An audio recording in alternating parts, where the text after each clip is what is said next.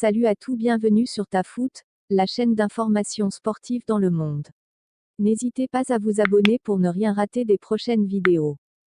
Coupe du Monde 2022, le Cameroun s'offre une victoire de prestige face au Brésil grâce à Vincent Aboubakar mais prend la porte au terme d'un match dominé par une Seleção remaniée.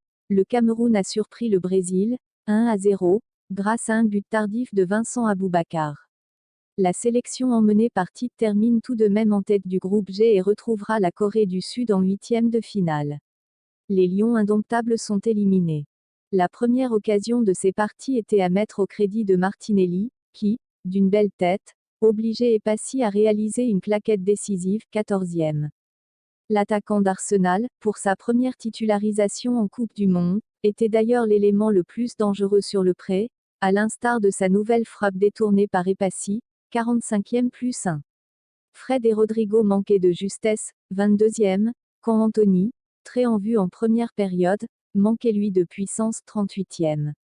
Les Camerounais, dépossédés du cuir, n'étaient que trop brouillons offensivement pour véritablement espérer quoi que ce soit. Mais sans une superbe détente d'Ederson sur une tête croisée de Mbeumo, les Lions indomptables auraient pu prendre l'avantage juste avant la période, 45e plus 3. Une action qui a donné des ailes aux hommes de Rigobert Song, car au retour des vestiaires, Aboubakar, d'un tir croisé, était tout proche de surprendre le portier de Manchester City, 51e.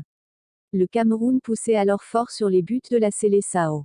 Elle s'en remettait à un contre-fulgurant de Martinelli pour riposter, mais le Gunner, dont la vitesse a posé beaucoup de problèmes aux Camerounais, perdait encore son duel face à Epassi, 56e, qui, dans la foulée, empêchait Militao de marquer, 57e.